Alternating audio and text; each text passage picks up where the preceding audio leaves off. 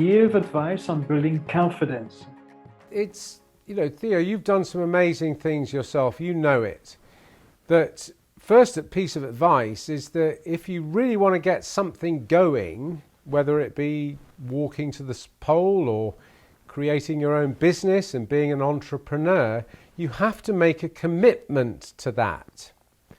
And if you don't make a commitment to it and you think you can have this idea going on here, but at the same time you're doing all these other things, it won't happen. So you have to make a very firm commitment that this vision, this dream, this mission is the most important thing in your life.